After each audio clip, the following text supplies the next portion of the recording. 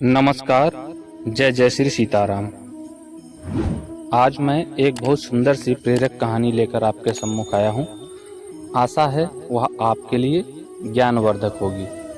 लेकिन आप सभी से निवेदन है कि मेरे इस चैनल को सब्सक्राइब कर लें और बेल आइकन दबा दें, ताकि धर्म से लेकर प्रवचन से लेकर कर्मकांड से लेकर जो भी विषय होंगे उसकी वीडियो हम लगातार प्रेषित करते रहते हैं और नोटिफिकेशन के माध्यम से आपको यह प्राप्त हो जाए। मेरी आपसे करबद्ध प्रार्थना है, निवेदन है, प्लीज़ प्लीज़ प्लीज़ मेरे इस चैनल को ज़रूर सब्सक्राइब कर लें। आइए हम इस प्रेरक कथा को सुनते हैं। एक बार एक रानी नहाकर अपने महल के छत पर बाल सुखाने के लिए आई।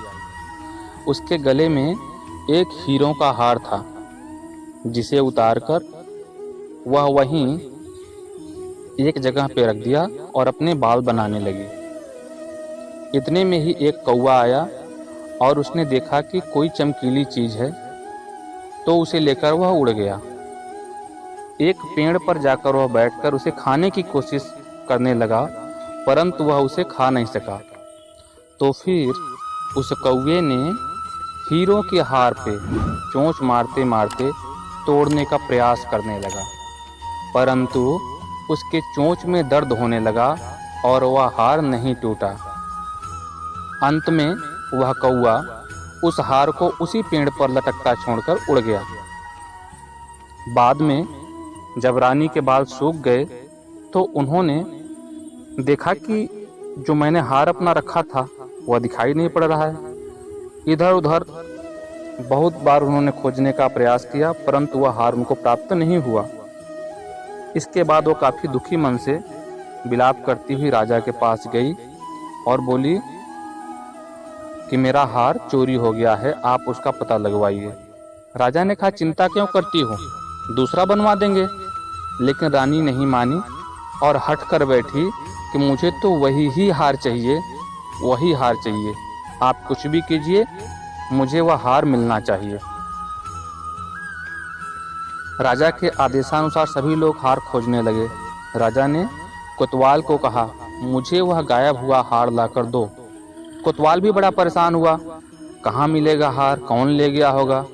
सिपाही, प्रजा, कोतवाल सब खोजने में लग गए। जब नहीं मिला वह हार, तब राजा ने एक उपाय सोचा। उन्होंने एक घोषणा की कि जो कोई भी वह हार लाकर मुझे देगा तो मैं उसे पुरस्कार में अपना आधा राज्य दे दूंगा। अब तो मानो प्रजा में होड़ लग गई हार खोजने की और सभी लोग हार खोजने लगे।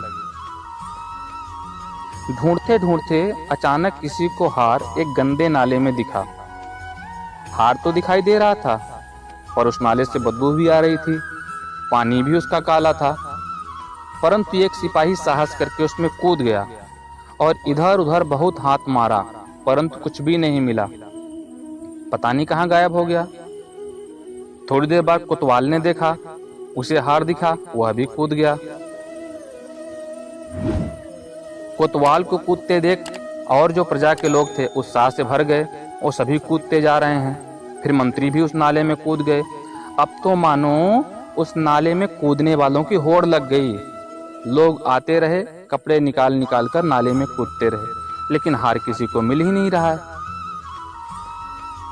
किसी को नहीं पता कि जब हम कूदते हैं तो हार गायब कहाँ हो जाता है। जब कुछ नहीं मिलता तो निकलकर दूसरी तरफ खड़े हो जाते।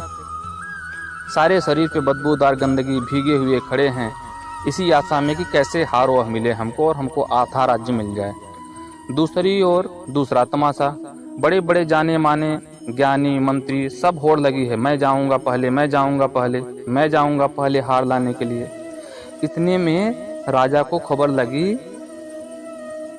तो राजा ने सोचा क्यों ना मैं ही कूद जाऊं उसमें, क्योंकि अगर वह हार किसी और ने निकाल लिया तो आधा राज्य देना पड़ेगा, और मैं कूद कर निकाल लूंगा तो हार भी मिल जाएगा, राज्य भी बच जाएगा, और रानी के दृष्टि में मेरी इज्जत भी बढ़ जाएगी। ऐसा सोचकर राजा भी उस नाले में कूद गया। इतने में वहां से एक संत गुजर रहे थे। उन्होंने देखा तो हंसने लगे कि यह क्या तमाशा चल रहा है कि राजा, मंत्री कोतवाल, सिपाही, प्रजागर सारे नाले में कूदे हुए हैं और सब कीचड़ से लथपथ हैं और कूदे ही जा रहे हैं लोग। उन्होंने लोगों से पूछा तो लोगों ने कहा, महाराज बात यह है कि रानी का हार चोरी हो गया है। देखिए वहां नाले में वह दिखाई दे रहा है, लेकिन जैसे ही हम लोग कूदते हैं तो वह गायब हो जाता है और किसी के हाथ नहीं आता। संत हंसने लगते हैं। भाई किसी ने ऊपर भी देखा क्या? ऊपर देखो, वह टहनी पर लटका हुआ है। नीचे जो तुम देख रहे हो वह तो उसकी परछाई है।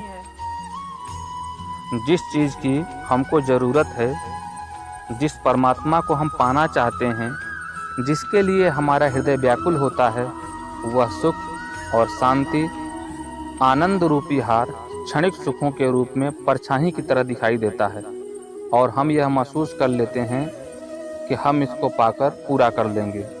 अगर हमारी इच्छा पूरी हो जाएगी तो हमें शांति मिल जाएगी, हम सुखी हो जाएंगे। परंतु जब हम उसमें कूदते हैं तो सुख और शांति प्राप्त नहीं होती है। इसीलिए सभी संत महात्मा हमें यही संदेश देते हैं कि वह शांति, सुख और आनंद रूपी हीरों का हार, जिसे हम संसार में परछाई की तरह पाने की कोशिश कर रहे हैं, वह हमारे अंदर ही मिलेगा।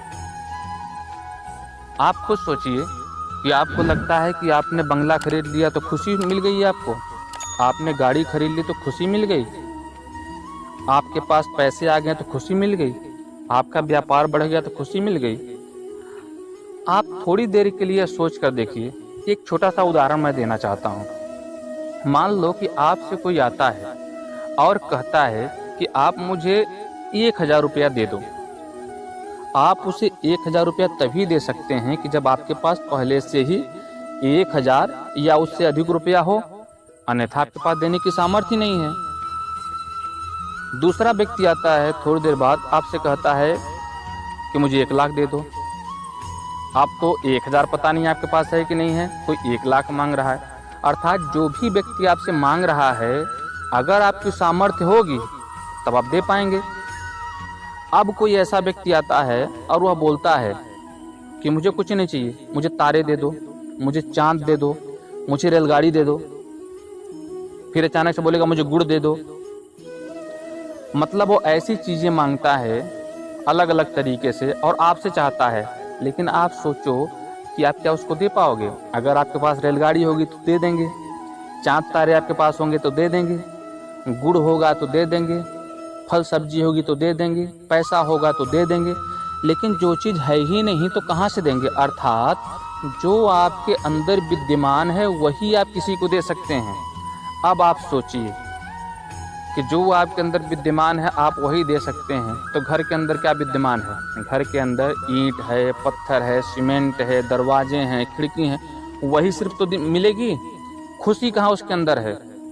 ऐसे ही पैसे में क्या है? पैसे में हो सकती है कि आप चीज़ उससे खरीद सकते हैं, वस्तुओं का विनिमय कर सकते हैं, लेकिन खुशी तो उसके अंदर है नहीं। ऐसे ही आप समझिए कि कोई पद है, प्रतिष्ठा है, उससे आपको कार्य करने की क्षमता मिलती है, खुशी तो है नहीं। एक्चुअली में क्या है, मान लो मोबाइल है, आपको मोबाइल खरीद लिया, आपने टीवी खरीद लिया तो बोले मुझे खुशी मिल गई। अरे भाई, टीवी के अंदर सिर्फ चलचित्र दिखाने की क्षमता है, मोबाइल के अंदर बात कराने की क्षमता है, मल्टीमीडिया चीज़ों को दिखाने की क्षमता है, खुशी थोड़ी है। हम करते क्या हैं कि चीज़ों को पाते हैं और अंदर से स्वयं खुशी महसूस करते हैं। अर्थात जब चीज़ें हमको नहीं मिलती तो हम दुखी होते हैं और चीज़ें हमको मिलती है तो हम खुशी महसूस करते हैं। अर्थात वो खुशियाँ और वो दुख दोनों मेरे अंदर विद्यमान है। अब ये मेरे ऊपर निर्भर करता है कि मैं क्या अनुभव करना चाहता हूँ, क्योंकि नश्वर चीज़ों को पाकर प्रसन्न होना और नहीं पाने से दुखी होना, यह तो सिर्फ और सिर्फ मूर्खता है। आपके अंदर उस ब्रह्म की पूरी शक्ति विद्यमान है। आप चाहें तो उस ब्रह्म की शक्ति को जागृत करके अहम ब्रह्मास्मि का अनुभव करके इस ब्रह्मांड के परम सुख को प्राप्त कर सकते हैं, क्योंकि वह आपके अंदर ही विद्यमान है। तो सुख दुख सब आपके अंदर विद्यमान है। बाहर की किसी वस्तु में ऐसी क्षमता नहीं कि आपको प्रसन्नता दे सके, आपको दुख दे सके। चाहे कोई मौसम हो, चाहे कोई परिस्थिति हो, चाहे लाभ हो, चाहे हानि हो, चाहे जय हो, चाहे पराजय हो, चाहे रोग हो, चाहे कष्ट हो, चाहे बाधा हो, चाहे परिवार हो, चाहे समाज हो, चाहे राष्ट्र हो, चाहे संसार हो, ब्रह्मांड की कोई भी शक्ति आपको दुखी नहीं कर सकती है और ब्रह्मांड की कोई भी शक्ति आपको प्रसन्नता नहीं दे सकती है जब तक कि आप खुद अपने अंदर से प्रसन्न होना नहीं चाहेंगे। जब तक कि आप खुद अंदर से प्रसन्न होना नहीं चाहेंगे। तो इसीलिए आप सभी से मेरा निवेदन है कि सदैव प्रसन्न रहिए और ऐसे ही मोटिवेशनल कहानियों को पाने के लिए, प्रवचन को पाने के लिए मेरे इस चैनल प्रवचन मार्ग को सब्सक्राइब कीजिए और बेल आइकन को दबा दीजिए। इसमें मेरा कोई स्वार्थ नहीं है, मैं सिर्फ यह चाहता हूँ कि आज के समय में जो समाज में बहुत सारा स्ट्रेस है, डिप्रेशन है और लोग बहुत सारे गलत मार्ग का अनुसरण कर रहे हैं, वो सभी सनातन धर्म के नैतिक ज्ञान को प्राप्त करके और सही मार्ग का अनुसरण करें। इसके साथ ही साथ मेरे चैनल पे सभी कर्मकांडों के जो वैज्ञानिक कारण हैं और वास्तविक तरीके हैं उसकी भी वीडियो आती है क्रमबद्ध तरीके से। तो आप अपने धर्म के कर्मकांड से भी जुड़ के उसका वैज्ञानिक महत्व समझकर लाभ भी ले सकते हैं। इस पूरे वीडियो को अंत तक सुनने के लिए, देखने के लिए आप सभी का हृदय से धन्यवाद। नमस्कार। जय जय श्री सीताराम।